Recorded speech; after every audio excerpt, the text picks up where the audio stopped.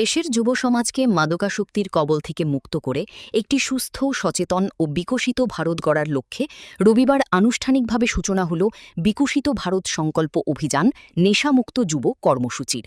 যুব বিষয়ক ও ক্রীড়া মন্ত্রকের অধীন মাই ভারতের উদ্যোগে আয়োজিত এই দেশব্যাপী জন অংশগ্রহণমূলক অভিযানের উদ্বোধন করেন প্রধানমন্ত্রী নরেন্দ্র মোদী। ভিডিও কনফারেন্সের মাধ্যমে তিনি এই কর্মসূচির শুভ সূচনা করেন। এই অভিযানকে দেশের অন্যতম বৃহত্তম যুব নেতৃত্বাধীন জন আন্দোলন হিসেবে বিবেচনা করা হচ্ছে। এতে দেশের ১২৫টিরও বেশি আধ্যাত্মিক সংগঠন, মাই ভারত স্বেচ্ছাসেবক, এনএসএস ভলান্টিয়ার, যুব ক্লাব, বিভিন্ন শিক্ষা প্রতিষ্ঠান, স্বেচ্ছাসেবী সংস্থা, এনজিও, শিল্প সংস্থার যুব শাখাসহ অসংখ্য অংশীদার একযোগে অংশগ্রহণ করেন।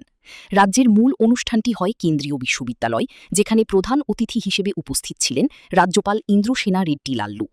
উদ্বোধন করে তিনিও সমাজের প্রতি বার্তা দেন নেশামুক্ত ত্রিপুরা গড়ার। বক্তব্য রাখার সময় বলেন, ত্রিপুরার যেহেতু ৩ দিকে প্রতিবেশী রাষ্ট্র দিয়ে ঘেরা, তাই কোনো কারণবশত সেই রাষ্ট্র দেশের যুব সমাজকে ধ্বংস করার জন্য নেশার আশ্রয় নিলে সেই পরিকল্পনাকে বানচাল করার জন্য উদ্যোগী হতে সবাইকে আহ্বান জানান। তিনি উদাহরণ দিয়ে ছাত্র সমাজকে বলেন, আগে যেরকম কোনো রাজ্যকে ধ্বংস করতে সেই রাজ্যের যুবরাজ এবং সমাজকে বিভিন্ন পদ্ধতিতে মারা হতো, সেভাবে ভারতবর্ষের উন্নয়ন গাথায় ঈর্ষান্বিত হয়ে বিভিন্ন প্রতিবেশী দেশ নেশার মাধ্যমে যুব সমাজকে ধ্বংস করার চেষ্টা করতে পারে। আর সেই পরিকল্পনা বানচাল করতে যুব সমাজকে এগিয়ে আসতে হবে। देखे हैं कैसे अपना बाजू शत्रु देश कैसे ये करे हैं, तो अपन सशक्त रहना है। ये ड्रग्स बॉर्डर स्टेट रहने से इधर बाहर से ज़्यादा ड्रग्स इधर लाके इधर अपने यूथ को हेल्थ सोसाइटी को खराब करने के लिए देख रहा है, तो अपन उससे सशक्त रहना है। উদ্বোধনী অনুষ্ঠানে দেশজুড়ে ২৫,০০০-এরও বেশি স্থানের সঙ্গে সংযোগ স্থাপন করা হয়।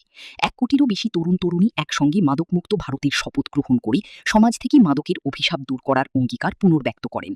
এ সময় প্রধানমন্ত্রী নির্বাচিত অংশগ্রহণকারীদের সঙ্গে মতবিনিময় করেন এবং যুব সমাজকে মাদকবিরোধী আন্দোলনের নেতৃত্ব দেওয়ার আহ্বান জানান। এই কর্মসূচির মাধ্যমে শুরু হল ১০০ সপ্তাহব্যাপী একটি ধারাবাহিক জন আন্দোলন। আগামী দিনগুলোতে দেশজুড়ে ক্রীড়া প্রতিযোগিতা, সচেতনতামূলক প্রচার, পদযাত্রা, সাংস্কৃতিক অনুষ্ঠান, ধ্যান ও যোগাভ্যাস, আলোচনা সভা, পথনাটক, বিভিন্ন প্রতিযোগিতা এবং স্বেচ্ছাসেবক নেতৃত্বাধীন প্রচারাভিযানের মতো নানা কর্মসূচির মাধ্যমে মাদকবিরোধী বার্তা সাধারণ মানুষের কাছে পৌঁছে দেওয়া হবে। Bureau report, news now.